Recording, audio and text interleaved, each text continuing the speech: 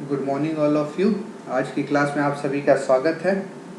आज की क्लास में जो हम टॉपिक स्टार्ट कर रहे हैं वो है लिमिटेशंस ऑफ अचीवमेंट मोटिवेशन, उपलब्धि अभिप्रेरणा की सीमाएं। तो किसी भी उपलब्धि अभिप्रेरणा की क्या सीमाएं हैं इसके बारे में हम देखेंगे। तो स्टार्ट करते हैं हम लिमिटेशंस ऑफ अचीवमेंट मोटिवेशन, उपलब्धि अभिप्रेरणाओं की सीमाएं। तो सबसे पहला जो है वो है परिवर्तनशील प्रभाव, वेरिएबल इफेक्ट्स।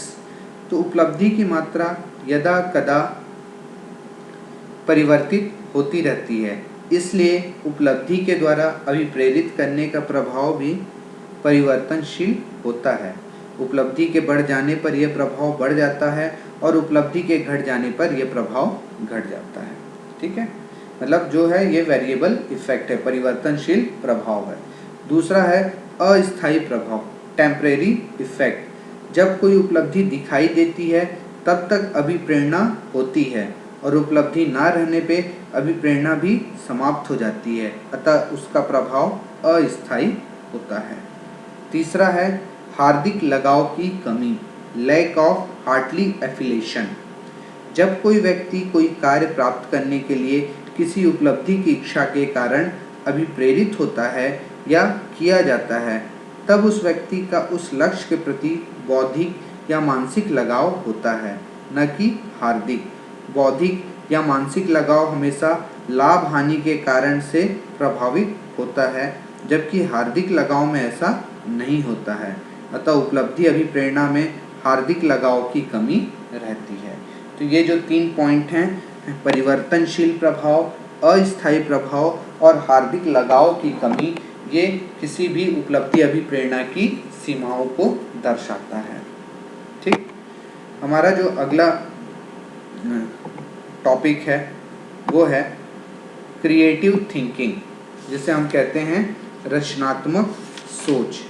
हम जो भी सोचते हैं, जो भी चीज़ों को थिंक करते हैं, वो सभी किसके अंतर्गत आती है? हमारी थिंकिंग, क्रिएटिव थिंकिंग के बारे में आती है। यदि मैं आपको बोलूँ कि किसी चीज़ का ड्राइंग कीजिए, तो आप एक पूछेंगे किसका करना है। तो यदि मैं आपको बोलूँ कि आपको जो पसंद है उसके बारे में, तो आप अपनी पसंद की क्रिएटिविटी को आप ड्राइंग पेज पे शो करते हैं। यदि मैं बोलूँगा कि शेर की ड्राइंग करनी है या हाथी की ड्राइंग करनी है, तो आप सभी अपने अपने हिसाब से हाथी की ड्राइंग करोगे, लेकिन उसमें भी आपकी कुछ क्रिएटिविटी दिखेगी।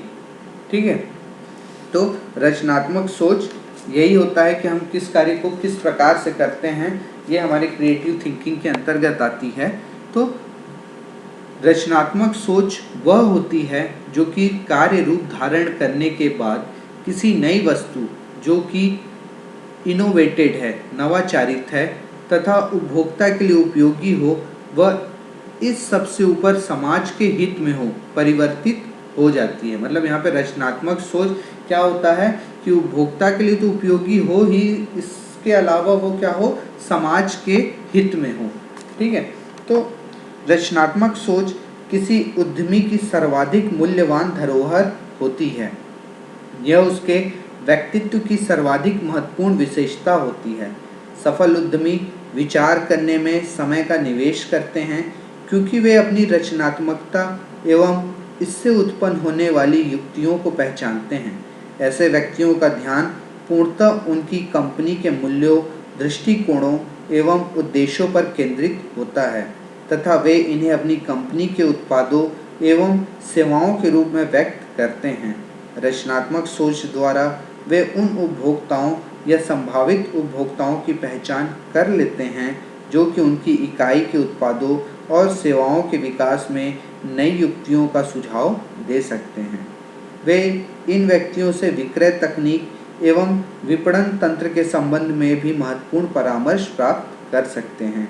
नई युक्तियों एवं रचनात्मक समाधानों पर विचार करते हुए वे विभिन्न स्रोतों, उपभोक्ताओं, कर्मचारियों, संचालक मंडल, यहाँ तक कि अपने स्वयं के सपनों से भी रचनात्मक परिणाम प्राप्त करने के उपाय ढूंढते हैं।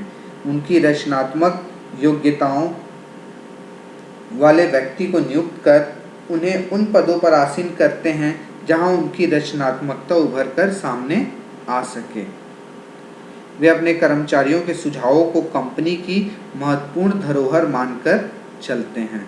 मतलब जो मालिक होता है वो ऐसे लोगों को भी रखता है जो कुछ इनोवेटिव, कुछ क्रिएटिव थिंकिंग कर सके। आप देखोगे कि जितने भी ऑटोमोबाइल सेक्टर होते हैं उनमें एक क्रिएटिव थिंकिंग टीम होती है जो नए मॉडल बनाने का, नए डिज़ाइन तैयार करने का काम करती रहती है। कुछ नयापन, कुछ इनोवेशन। आप ये देखोगे कि साबुन में भी कुछ नयापन आने लगा है। पहले क्या होता था कि लाइफ बॉय आता था लाल कलर का, बाद में उसमें चंदन का साबुन आने लगा, तो हल्दी का साबुन आने लगा। बाबा रामदेव आए तो वो हल्दी चंदन साबुन के साथ नीम का साबुन भी लेके आए।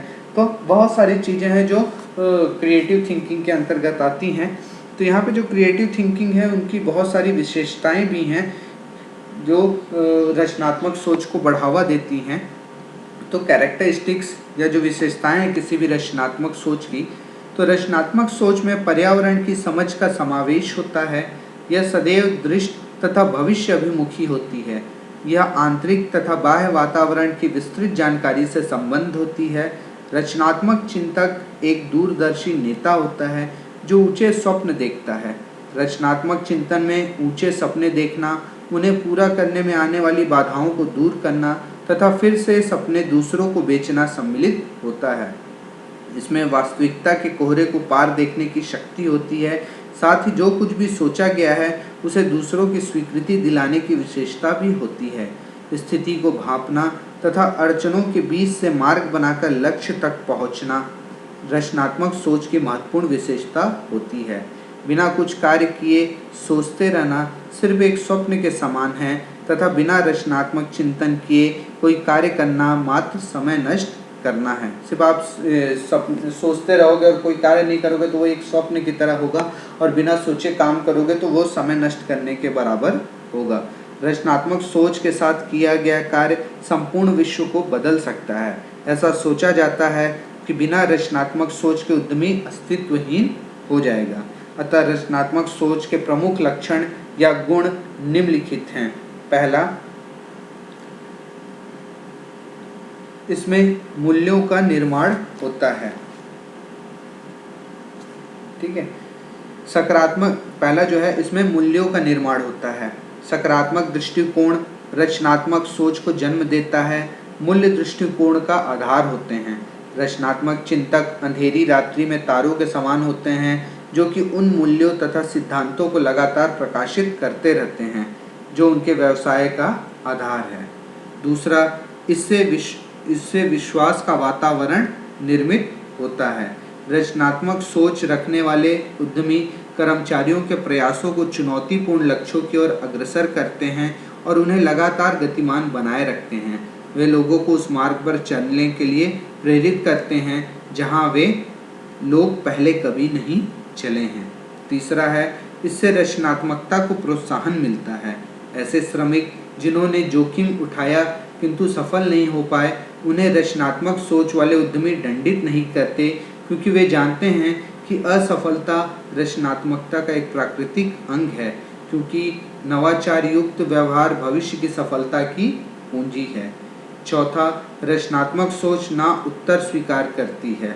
रचनात्मक सोच विरोधाभासी परिस्थितियों में भी दृढ़ रहती है, भले ही अन्य लोग अमुक कार्य में सफलता प्राप्त करने को असंभव बताते हैं। पांचवा, यह सामूहिक कार्य पर केंद्रित होती है। रचनात्मक सोच वाले व्यक्ति जानते हैं कि सामूहिक कार्य में रचनात्मकता तथा नवाचार होता है, अतः ये विपरीत पृष्ठभूमि वाले लोगों को एकत्रित करते हैं तथा उन्हें एक समूह में लाकर उनके रचनात्मक परिणामों को बढ़ाते हैं। छठवां, इससे अभिप्रेरणाओं का पर्यावरण निर्मित होता है। रचनात्मक सोच जब कार्य रूप में परिणित होती है तब एक ऐसा पर्यावरण निर्मित होता है जिससे लोग अभिप्रेरणा, प्रशिक्षण तथा अपने द्वारा निर्धारित किए गए लक्ष्यों को हासिल करने के लिए स्वतंत्रता प्राप्त करते हैं।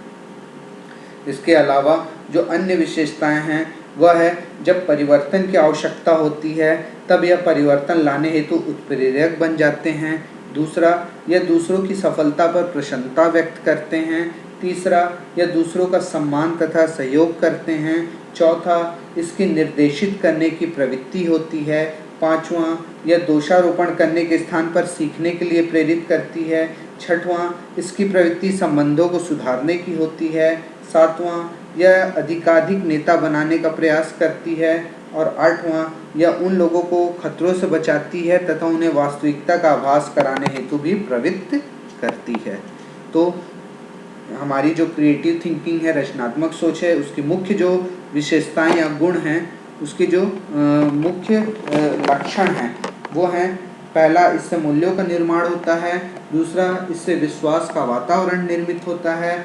तीसरा, इससे रचनात्मकता को प्रोत्साहन मिलता है। चौथा, रचनात्मक सोच न उत्तर स्वीकार नहीं करती।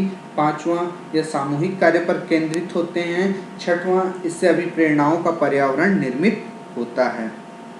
ठीक है, तो ये थी हमारी क्रिएटिव थिंकिंग, क्या होती है, उसके प्रमुख लक्षण या गुण और विशेषताएं।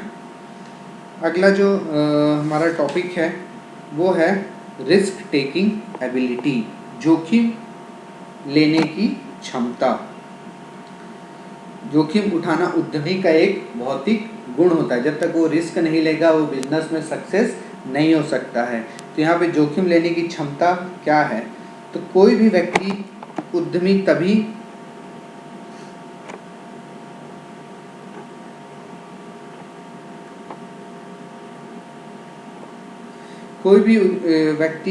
उद्यमी तभी बन सकता है जब उसमें जोखिम उठाने की क्षमता हो, आशावादी हो, असफलता का भय हो तथा आत्मविश्वास हो। एक सफल उद्यमी बनने के लिए न केवल तकनीकी पहलू से संबंधित वरन मानवीय पहलू से भी संबंधित आवश्यक व्यक्तिगत गुण, क्षमता एवं ज्ञान की आवश्यकता होती है। उसे अपने चारों ओर के लोगों के बारे में जानकारी रखनी चाहिए। उसे अपने स्थानीय लोगों की आवश्यकताओं को मालूम करना चाहिए तथा उनके साथ सद्भावनापूर्ण व्यवहार रखना चाहिए। उसका प्रत्येक कार्य समुदाय विशेष के सामाजिक जीवन के सामान्य लेन देन के अनुरूप होना चाहिए। उसे स्थानीय लोगों के रूप के बारे में जानकारी रखनी चाहिए। उसे अपने ग्राहकों की संतुष्टि के लिए यथासंभव प्रयास करना चाहिए ताकि किसी भी प्रकार की शिकायत का अवसर ना मिले।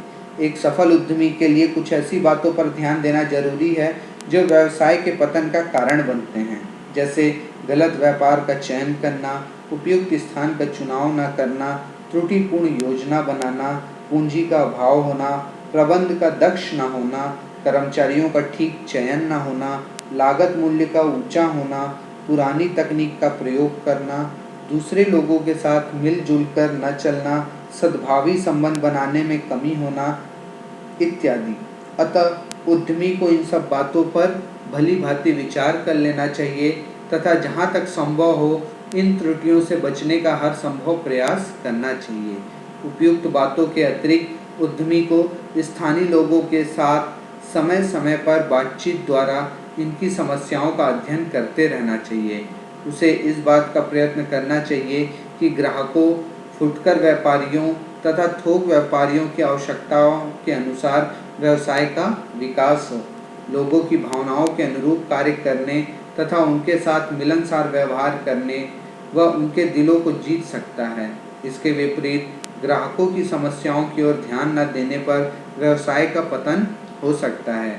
ग्राहकों को संपत्ति मानकर उन्हें संतुष्ट करने पर ही सफलता की आशा की जा सकती है। उद्यमी को सदैव आशावान बने रहना चाहिए। यह सत्य है कि व्यवसाय के लिए जोखिम लाभ नहीं होता, परंतु आंख बंद करके जोखिम लेना मूर्खता कहलाती है। परिस्थिति का पूर्ण ज्ञान कर लेने तथा अनिश्चित घटनाओं के संबंध में विवेकपूर्ण निर्णय लेने के पश्चात ही जोखिम लेना चाहिए। व्यावसायिक क्रियाएं फूलों की सेज नहीं है, इसके अंतर्गत पग पग पर कठिनाई आती हैं, अतः उसे प्रतिकूल परिस्थितियों में घबराना नहीं चाहिए। फर्म में यदि हानि होती है तो उसे धैर्य रखना चाहिए और भविष्य के लिए आशावान होना चाहिए। उसे प्रतिकूल परिस्थितियों में धैर्य से डटकर कार्य करना चाहिए। अंतोगत्वा उसे सफलता अवश्य मिलेगी। इस आशा के साथ उसे निरंतर प्रयास करते रहना चाहिए। यहाँ पर जोखिम लेने की क्षमता के ऊपर जो एक विचारक हैं विलियम जेम्स, उन्होंने कहा है, यदि हम जीवित हैं तो सिर्फ अपने उद्यमियों की वजह से जो कि प्रत्येक घंटे से अन्य घंटे तक जोखिम उठाते रहते हैं। कोई भी नया व्यवसाय उद्यमी पर जोखिम थोपता है। वे अपने व्यवसाय में सफल अथवा असफल कुछ भी हो सकते हैं। जोखिम वहन करने से तात्पर्य है भविष्य की अनिश्चित घटनाओं के कारण घाटा उठाने के दायित्व का वहन करना। सर्वप्रथम उद्यमी लाभ में से उत्पाद के प्रत्येक घटक को उसका हिस्सा देते हैं। अनेक लोगों को भुगतान करने के बाद उद्यमी के पास थोड़ा सा या कुछ भी नहीं बचता है। जोखिम वहन करना उसका विशिष्ट कार्य है। व्यवसाय का जोखिम उठाने के लिए उसे अभिप्रेरित किया जाता है। वह नए अवसरों को भांपता है। व्यवसाय के विस्तार हेतु वह नियोजन करता है। इन सब के लिए उच्च कोटि के कौशल की आवश्यकता होती है। व्यवसाय जोखिम व पुरस्कार का खेल है, जिसके बारे में J.M. किन्स लिखते हैं। उद्यमी कौशल व अवसरों का मिश्रित खेल खेलते हैं, जिसका परिणाम खिलाड़ियों को पता नहीं होता। यथार्थ में जो निश्चित है वही अनिश्चितता है। भविष्य उद्यमी के लिए एक निश्चितता रखता है। दरअसल जोखिम उठाना, चाहे वह वित्तीय, सामाजिक अथवा मनोवैज्ञानिक हो, उद्यमिता का एक भाग है। इसी के बारे में हिस्ट्रिच, कैंडिडा तथा ब्रस लिखते हैं, उद्यमिता आवश्यक समय एवं प्रयासों के साथ वित्तीय, आत्मिक तथा सामाजिक जोखिम उठाते हुए एवं मौद्रिक, व्यक्तिगत संतुष्टि तथा स्वतंत्रता के पुरस्कार प्राप्त करते हुए किसी नई मूल्यवान वस्तु का सृजन करने की प्रक्रिया है। इस प्रकार उद्यमी पाते हैं कि जोखिम उनका सदैव साथ रहने वाला साथी है। इसका प्रबंध व्यापक रूप से उद्यमी के आचरण पर निर्भर होता है। यदि वह जोखिम की अवहेलना करता है तो वह भारी भूल करता है, किंतु यदि वह इसका सम्मान करता है तब वह अपने अस्तित्व तथा विकास के अवसरों का उन्नयन करता है। इस प्रकार कार्यों को स्वयं होने के बजाय उन्हें करके उद्यमी घटनाओं को आकार देने को प्राथमिकता देता है। ठीक, तो ये था आपका जोखिम उठाने की क्षमता। अब जोखिम जो प्रवृत्तियां होती हैं और उद्यमी का इसके प्रति क्या व्यवहार होता है, उन्हें हम समझेंगे। तो जोखिम अनिश्चित होता है, इसके प्रति उद्यमी का आचरण निर्णय को प्रभावित करता है। उद्यमियों को 3 प्रमुख श्रेणियों जोखिम विमुख, जोखिम प्रिय तथा तटस्थ में विभाजित किया जा सकता है। वे उद्यमी जो जोखिम वहन करते हैं वे प्राप्त होने वाले प्रतिफल के अनुसार जोखिम की मात्रा का निर्णय लेते हैं। यदि मिलने वाला प्रतिफल काफ़ी अधिक अपेक्षित है तो जोखिम की मात्रा भी अधिक हो सकती है। कोई विवेकशील उद्यमी जोखिम की प्रत्येक अतिरिक्त इकाई के बदले उच्चतर बढ़ते हुए सीमांत प्रतिफल की अपेक्षा करता है। उद्यमी के जोखिम के प्रति आचरण का अंतर उसके उचित निर्णय लेने में गुणात्मक भेद करता है। उपक्रम में निहित जोखिम की मात्रा तय करने हेतु उद्यमी को काफ़ी निर्भीक होने की जरूरत होती है। वास्तव में उसे जोखिम विमुख होने के स्थान पर जोखिम प्रिय होना चाहिए। उसकी जोखिम वहन करने की क्षमता उसके व्यक्तित्व का एक महत्वपूर्ण अंश होती है। वह कुछ महत्वपूर्ण जोखिम प्रवृत्तियों तथा व्यवहारों का प्रदर्शन करता है जो निम्नलिखित हैं। पहला, जोखिम उपक्रमिता का एक ढंग है। दूसरा, जोखिम कार्य के आधार नहीं है। तीसरा, सामान्य जोखिम को प्राथमिकता देना। चौथा, यथार्थ एवं साध्य लक्ष्य को पाना। पांचवा, जोखिम निराकरक न कि जोखिम वहन करता। छठवां, संसाधनों के समर्पण में जोखिम अंतर्निहित है। सातवां, जोखिम उद्यमी कार्य को विकसित करने का एकमात्र मार्ग है। आठवां, जोखिम उद्यमिता की सीमा है। नौवां, जोखिम उठाने से उद्यमी पनपते हैं। 10वां, जोखिम एवं संदिग्धता के लिए सहन शक्ति। और 11वां, जोखिम वहन करने की प्रवृत्ति है। और 12वां जो है वो जोखिम आचरण के जो अन्य पहलू हैं उसमें जोखिम द्वारा उद्यमी को व्यक्तिगत संतुष्टि प्राप्त होनी चाहिए। जोखिम को उसके समक्ष चुनौती रखनी चाहिए। प्रांतिक जोखिम तथ्यों की पहचान होनी चाहिए। जोखिम व्यवहार समय जागरूकता से भी संबद्ध है। जोखिम अनिश्चित होता है और जोखिम वहन रचनात्मक हेतु ईंधन का कार्य करता है। तो ये जो सारी चीज़ें मैंने बताई ये किसी भी उद्यमी को जोखिम लेने के लिए और उस जोखिम के संबंध में उसके व्यवहार्यता कैसी होनी चाहिए इसके बारे में मैंने आपको बताया। आज के क्लास में हमने limitation of achievement motivation, creative thinking, properties और कैरेक्टरिस्टिक्स हमने क्रिएटिव थिंकिंग का देखा। साथ ही हमने जो देखा कि रिस्क टेकिंग एबिलिटी क्या होती है, जोखिम वहन करने की क्षमता क्या होती है। होप सो आज मैंने जो आपको सारी चीज़ें बताई वो आपको समझ में आ गई होंगी। आज के साथ ही हमारा ये 8वां चैप्टर भी समाप्त होता है और इसी के साथ आपका जो सिलेबस है एंटरप्रेन्योरशिप डेवलपमेंट 6 सेम का वो भी कंप्लीट होता है। आपको मैंने सारे नोट्स प्रोवाइड कर दिए हैं, आप उनको देखिए। यदि कुछ समझ में नहीं आता है तो आप मुझसे संपर्क कीजिए। बाकी आपको आपकी परीक्षाओं के लिए all the best. Thank you so much.